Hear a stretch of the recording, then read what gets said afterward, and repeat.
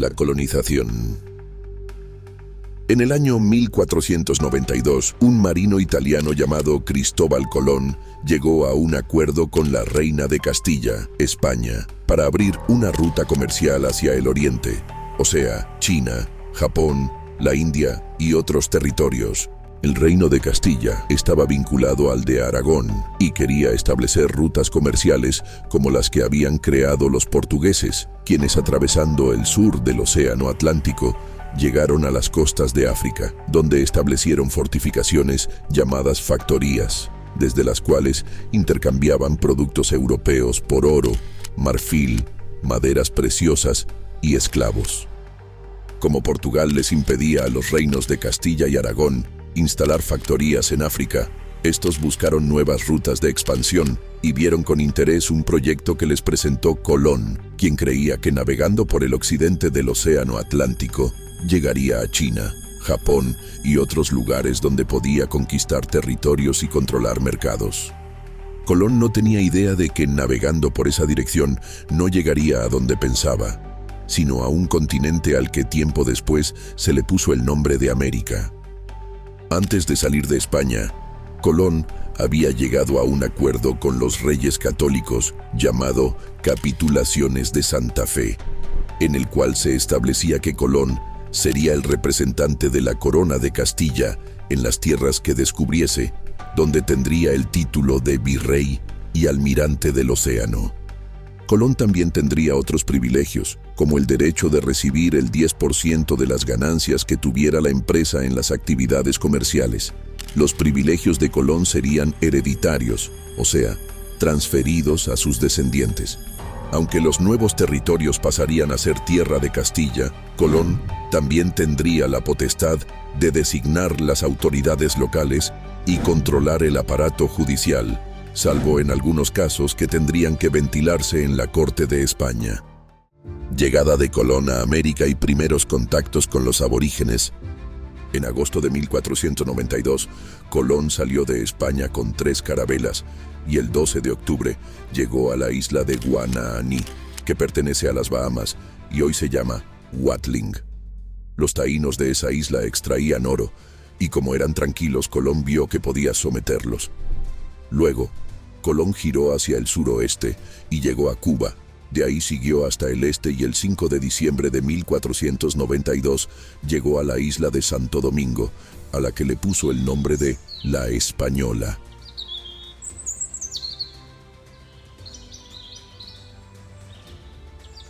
Ahí estableció contactos con el cacique Guacanagarix, a quien le propuso hacer una alianza para dejar una guarnición de españoles y tener acceso a los yacimientos de oro. Por donde Colón se movía, los aborígenes o indígenas huían o no ofrecían resistencia, pues los españoles llevaban objetos de cobre y otros metales que los aborígenes conocían proveniente de Suramérica y a los que consideraban proveniente del cielo. Además, existían mitos sobre la llegada de extranjeros y la destrucción de la comunidad aborigen. Colón también se aprovechó del temor que los taínos le tenían a los caribes y les dijo que llegó para destruir a esos monstruos que comían carne humana. Colón dejó a 39 de sus hombres en las proximidades de la aldea de Guacanagarix, donde construyó el llamado Fuerte de la Navidad, con la madera de una de sus carabelas, la cual había naufragado. Cuando Colón regresó a España en enero de 1493 y bordeaba la isla por la costa norte, los aborígenes ciguayos de la bahía de Samaná le opusieron resistencia con el uso de flechas. Ese fue el primer enfrentamiento entre europeos y aborígenes. Meses después, los españoles del Fuerte de la Navidad se pelearon por el oro y se dividieron. Muchos marcharon hacia el interior de la isla en busca de oro, provocando diversos daños a la población aborigen. Ante esa situación, el cacique Caonabo los atacó y los aniquiló. Los monarcas de Castilla estaban impresionados por la información de que había riquezas en las tierras donde habían llegado Colón y los demás navegantes. Entonces decidieron enviar a un grupo de pobladores españoles solo de Castilla a la isla de Santo Domingo para que recrearan la sociedad española y para que establecieran vínculos comerciales con Asia. Se alistaron 1.200 personas, entre labradores, soldados, artesanos y sacerdotes, para ir a Santo Domingo como asalariados de la corona de Castilla. Cuando Colón regresó y vio que los españoles que dejó en el fuerte de la Navidad habían sido aniquilados, fundó una villa de españoles llamada La Isabela, donde podría extraer oro. La Isabela estaba cerca de los montes Cibao, en la costa norte y más hacia el este. Ahí creó un fuerte llamado Santo Tomás. Por disposición de la corona, el grupo de españoles tenía que quedar separado de la población aborigen, la cual debía aceptar la autoridad de la corona y pagarle un tributo o impuesto en oro. Luego Colón hizo un viaje de exploración por las islas de Cuba y Jamaica, donde no encontró mucho oro. Al retornar a Santo Domingo, Colón decidió montar ahí un centro de colonización, y para obligar a la población aborigen a pagar el tributo, decidió someterla a través de la violencia, para lo cual creó los fuertes La Magdalena, Esperanza, Concepción y Bonao, todos alrededor de los montes del Cibao, donde también estaba el fuerte Santo Tomás. La población aborigen opuso resistencia. Caonabo atacó el fuerte de Santo Tomás, pero Alonso de Ojeda, uno de los españoles que llegó con Colón, le ofreció a Caonabo intercambiar artículos de cobre y así logró capturarlo. La lucha de los aborígenes se debilitó un poco, pero luego se unieron varios caciques para enfrentar a los españoles y pusieron al frente de la resistencia a Guarionex. Colón desató una fuerte campaña militar y controló la rebelión. La represión desatada por los españoles fue muy fuerte. Los caciques se sometieron a la corona, a la que tenían la obligación de tributarle cada 3 meses una determinada cantidad de oro y de algodón. Para los aborígenes era imposible pagar el tributo. Algunos huyeron a los montes y otros dejaron de sembrar los conucos para que los españoles pasaran hambre y se fueran. En muchas aldeas se dejó de procrear y muchos aborígenes también se suicidaron con el jugo venenoso de la yuca. La represión ejercida por los españoles aumentó. Atacaban a los aborígenes con perros y les amputaban partes de sus cuerpos. Los aborígenes volvieron a rebelarse hasta que los españoles capturaron a Mayobanex, el más importante de los caciques ciguayos, quien había acogido a Guarionex. Mayobanex se rindió y le pidió a sus dependientes que labraran las tierras en beneficio de los españoles. En 1496, Cristóbal Colón regresó a España y dejó al frente de la isla a su hermano Bartolomé, quien aceptó la propuesta de los indígenas de Charagua de tributar con algodón y alimentos, pues les era muy difícil pagar con oro.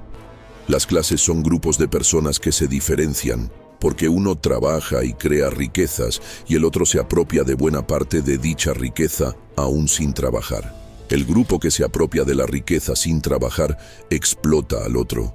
Los aborígenes, que antes de la llegada de los españoles tenían una economía bastante colectiva, pasaron a ser una clase explotada por los españoles, que los ponían a trabajar para ellos. Por eso entraron en lucha, pero luego la lucha se extendió al propio grupo de españoles colonizadores. Resulta que muchos españoles estaban muriendo debido a la escasez de alimentos y a las enfermedades. Ante esa situación, buena parte de los que conservaban la vida quisieron regresar a España.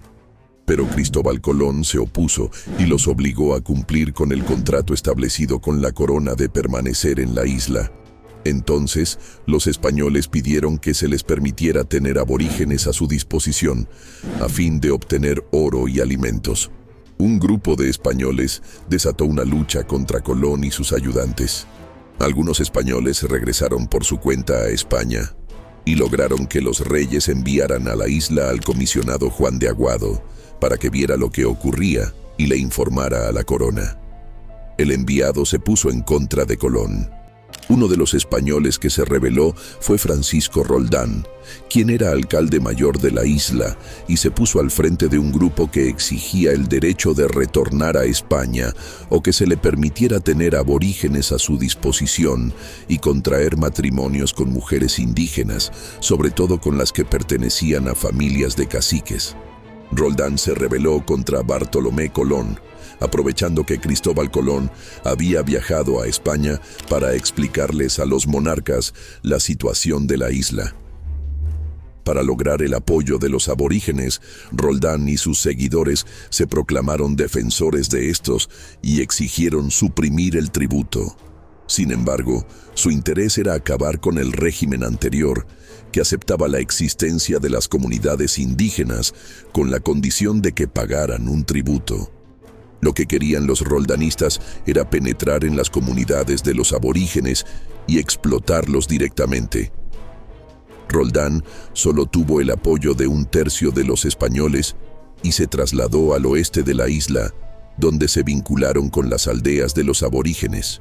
Colón regresó de su tercer viaje a España en el año 1498.